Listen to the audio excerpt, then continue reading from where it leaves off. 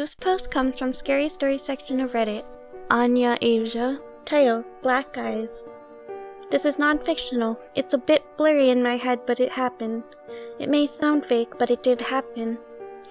As a kid, you're much vulnerable, young and small, naive. I was 8 when it happened.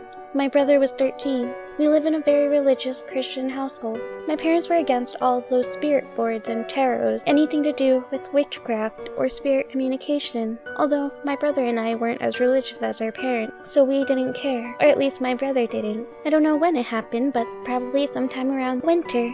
My parents went to the hospital to watch over our grandma, leaving me and my brother home alone. My brother, being the social butterfly he was, brought over a couple of his friends to play games and whatnot. I was the total opposite of that. I didn't like people and preferred staying in my room, so I did. And they spent the whole night laughing and yelling at each other. I didn't sleep at all. It was until 3 a.m. I saw the lights go off outside the bedroom me and my brother shared. We lived in a 2-bedroom apartment, so we had to share by using bunk beds. It was unusually quiet. Too quiet. I didn't go to sleep like I intended. I stepped out of the room and saw my brother and his friends gathered around a spirit board with candles lit around them.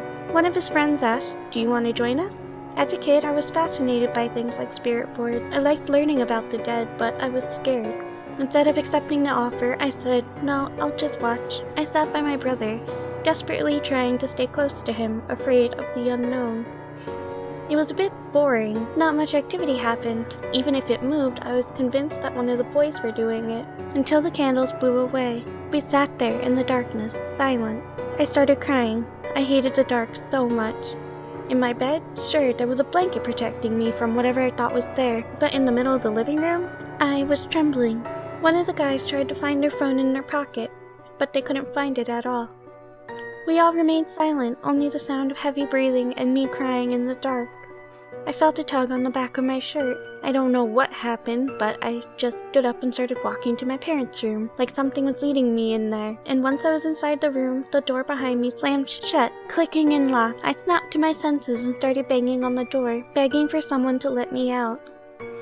I thought they were pulling a prank on me, but once the light turned on in the living room and they started trying to open the door, I knew something was wrong. I felt a presence with me, and I mistakenly looked back. It was dark. There was enough moonlight to see what it was. In the corner of the room, there was a man. No, a creature. His skin was sickly pale, no life in them. His fingers were long and sharp, skinny and bony. He wore a top hat and a black suit, the red tie around his neck vibrating off the whole attire. And his eyes, I wish I never saw them. They were black sockets, black tar oozing out of them, slowly dripping down his face. They were so lifeless, and yet it stared deep into me. He stared back. I only started screaming louder when his lips formed into a grin, revealing yellow, sharp teeth, tainted with what seemed like blood. It doesn't sound scary, but imagine an 8-year-old locked inside a dark room, trapped with a creepy man who looked like a demon. Maybe he was just an imagination? No, it couldn't be. I never had an imaginary friend. To me, it was real, and it only got realer when he started walking, slowly, step by step, to me. I fell to the floor and hid under my parents' coat stand, rocking back and forth and sobbing. I heard his footsteps only get closer and closer until the door slammed open and the lights went off. My brother took me from under the coat stand, comforting me. I looked around. The man wasn't there anymore, but I kept it to myself. Who would believe an 8-year-old child who was scared of the dark? They'd think their imagination was just running wild. But nonetheless, my brother's friends were so shook. They stayed for the rest of the night, afraid that the same thing will happen to them. I slept beside my brother until the sun lit the living room through the curtain. I stuck with my brother all day, scared and traumatized of what happened. I assured myself it wasn't real, but I remembered we didn't get to say goodbye. My parents came home in the afternoon.